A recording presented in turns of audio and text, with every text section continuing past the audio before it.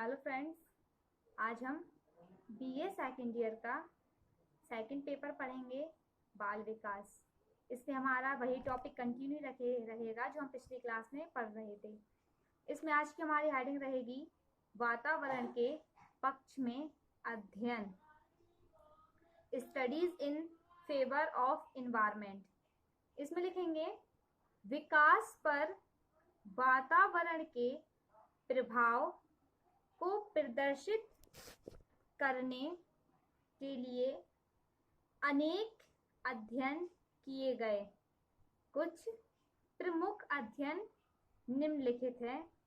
जो अध्ययन किए गए तो इनमें से कुछ विशेष प्रकार के अध्ययन किए गए हैं जो कई राइटरों ने किए हैं। तो इसमें से पहला है न्यूमैन, फ्रीमैन तथा हॉलजिंगर का अध्ययन। इसमें लिखेंगे इन मनोवैज्ञानिकों ने 19 समान जुड़वा बच्चों पर अध्ययन किया। ये जुड़वा बच्चे अलग अलग घरों में पाले गए थे। अपने परीक्षणों में इन्होंने देखा कि इन जुड़वा बच्चों के शारीरिक लक्षणों में बहुत कम अंतर दिखाई दिया, किंतु व्यक्तित्व के लक्षणों में व्यापक अंतर दृष्टिगत हुआ। अतः स्पष्ट होता है कि पर्यावरण का प्रभाव विकास पर पड़ता है। अब सेकंड हेडिंग रहेगी गॉर्डन का अध्ययन। तो इसमें लिखेंगे गॉर्डन ने नदी किनारे रहने वाले नाविकों के बच्चों का अध्ययन किया और उनकी बुद्धि कम होने का प्रमुख कारण उचित मानसिक वातावरण का अभाव बताया, क्योंकि वे समाज से अलग नदियों के किनारे रहते थे। अब लिखेंगे स्किल्स का अध्ययन। तो स्किल्स इन्होंने 150 ऐसे अवैध बच्चों का अध्ययन किया जिनके वंशानुक्रम का कोई ज्ञान नहीं था। उन्होंने इन बालकों को अनाथालय में रखा।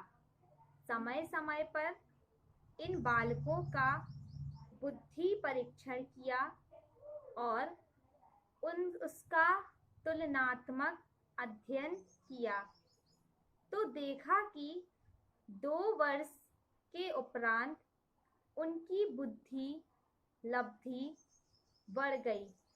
उन्होंने निष्कर्ष निकाला कि बुद्धि विकास पर वातावरण का प्रभाव पड़ता है। अब वुडवर्ड का अध्ययन। तो वुडवर्ड ने अनाथ बच्चों पर परीक्षण किया और निष्कर्ष निकाला कि वातावरण का अच्छा मिलने से इन बालकों का विकास अपने माता पिता के घरों की तुलना में अच्छा हुआ। अब लास्ट लिखेंगे वाटसन के विचार। तो वाटसन वातावरण के प्रबल समर्थक हैं। उन्होंने अपनी पुस्तक बिहेवियरिज्म में लिखा है, तुम मेरे पास 1 दर्जन बच्चों को लाओ और उनके उचित विकास के लिए मेरा मनचाहा वातावरण उपस्थित करो।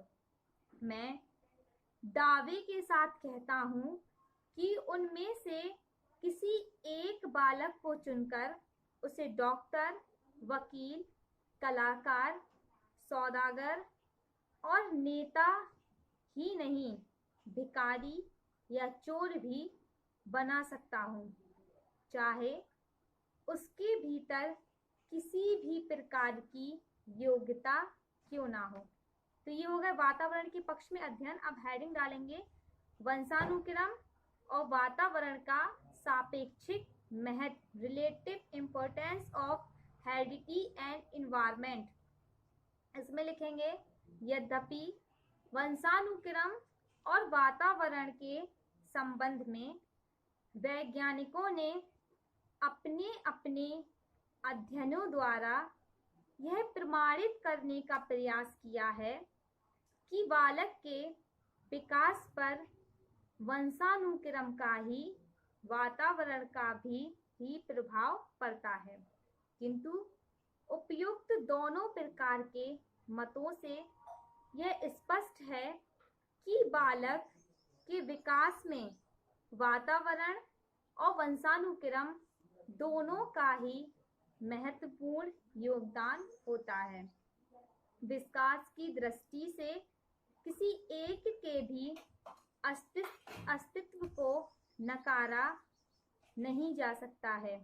वंशानुक्रम और वातावरण दोनों एक दूसरे के पूरक हैं, दोनों ही समान महत्व रखते हैं और एक दूसरे के साथ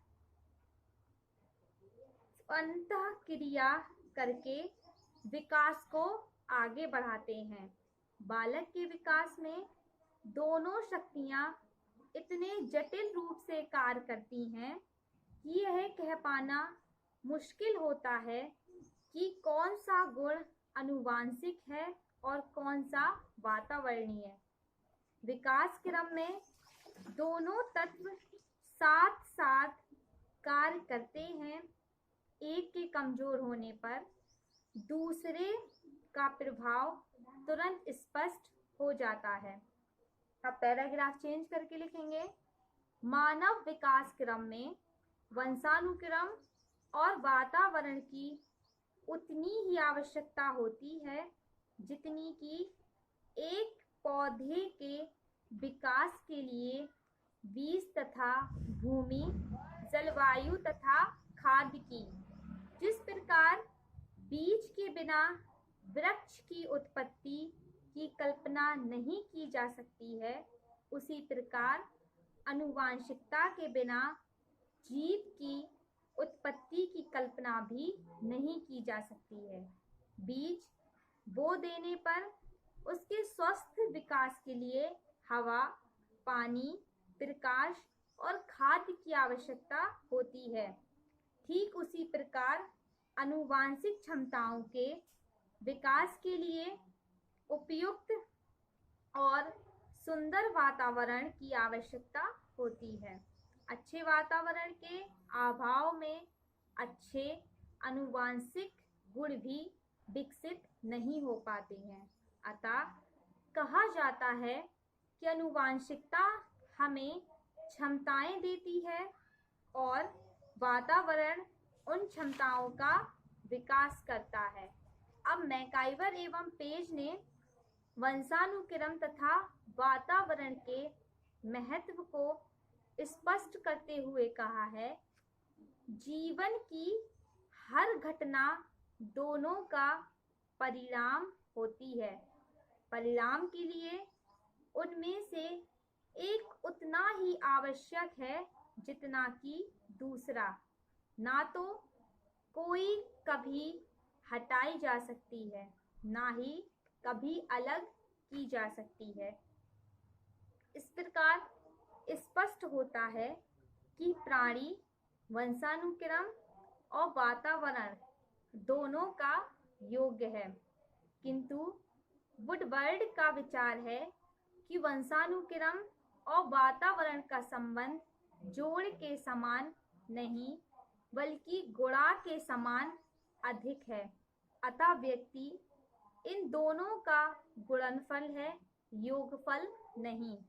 ऐसा विचार उन्होंने इस आधार पर दिया है कि यदि वंशानुक्रम की भांति वातावरण निश्चित और स्थिर होता है तो हम उसे योग कह सकते थे, किंतु वंशानुक्रम जन्म के समय स्थिर और निश्चित हो जाता है, किंतु वातावरण आयु और अनुभव के साथ साथ विस्तृत होता जाता है, जिससे व्यक्ति को नित्य नए वातावरण के साथ समायोजन करना पड़ता है। अतः विकास वंशानुक्रम तथा वातावरण का योगफल नहीं, गुणनफल होता है।